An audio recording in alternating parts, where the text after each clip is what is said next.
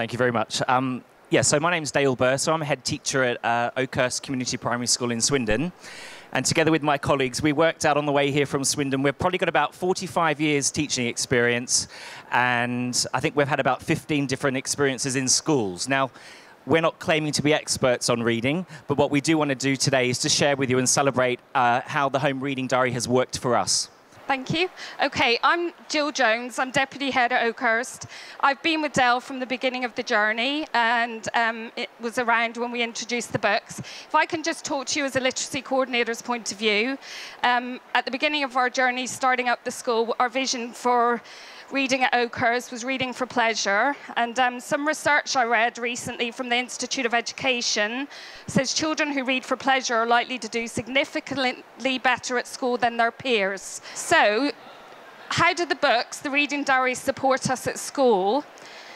In the packs that you've got, you'll see there's information for parents. So we try to use, when you hold reading workshops for parents, we try to use that information to really train our parents how to use the books and how beneficial they can be.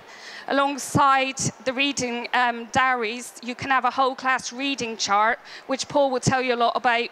We have those displayed in every classroom in the school. So there's a real buzz around visually. Parents can see how many nights my child has read. The children are like, oh, I get another sticker on my chart. We've also used the charts to hold lots of reading challenges to really make that feeling of, take a photo of you reading in an extreme place. As an individual, how many nights can you read in a month as necessary? So they had a movie and popcorn reward. So if I hand over now to my colleague who's in the classroom more, he'll tell you how it works for him. Thank you, Jill. Okay, good morning, everyone. My name's Paul Strange, and I'm coming from the classroom's perspective, really.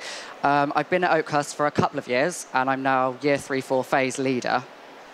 And I thought, coming here, the best place to start, really, is with my children and my class, because essentially, they're the ones who are using these books very often. They are the ones who they work for.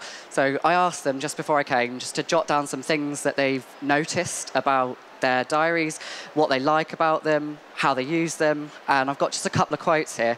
One of the boys in my class is just so enthusiastic about reading as many nights as he possibly can so that he gets his next sticker. If you flick through your reading diaries, you'll see that there are pages dedicated to these stickers. They can be stuck in. Children are absolutely hot on this. They love it. They'll come in and the first thing they say to me in the morning is, I've got to 75. Can you stick it in? Can you sign my certificate?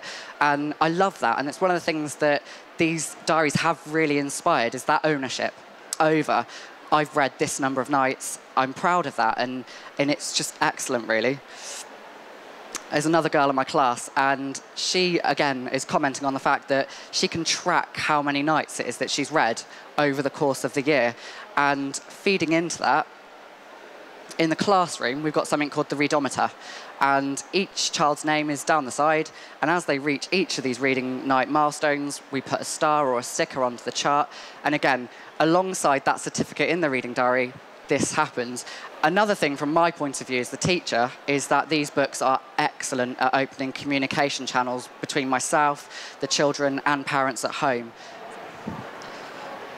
Hi everyone, I'm here to talk about it from a parent's point of view. My son in Key Stage 1 was a very reluctant reader, a typical boy. He used to bring this home and we both used to dread it. I used to think, what on earth am I going to fill these pages with?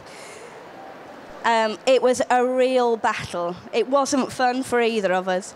The old diary was uninspiring and daunting for both of us. And then he moved to Oakhurst and came home with this. And it was like a revolution, really. We were both quite interested to look and see what was inside the reading diary. He couldn't wait to make the silly faces in the book. If we were reading a book about monsters, he'd try and turn that face into a monster. From my own experience, I do try and be a supportive parent, but I didn't really know what I could do to get my son more interested in reading. So I found the helpful hints in the book really, really useful. So I think for us, yes, I could talk to you about SATs results. I could tell you that in terms of average point score, reading is the highest out of reading, writing and maths for the last 3 years. Reading has been the highest. But to me, that's irrelevant. For us, it's the love of reading. And right from the beginning, as soon as children come in, our philosophy is reading happens from the beginning and it is an enjoyable experience. The amount they read at home, you know, the very, very first year we started these, we weren't really that bothered tracking them. For us, it was let's get them out. Now we track them, and to have over 70% of children reading 150 nights midway through the year, for us was, I think we had about 20% the first year. We've really upped the emphasis on that aspect. And children are so keen, and I think we'd all agree that we actually were saying here, we actually couldn't do without them. If our budget was tight, these were one of the first things we would actually retain. We wouldn't get rid of them.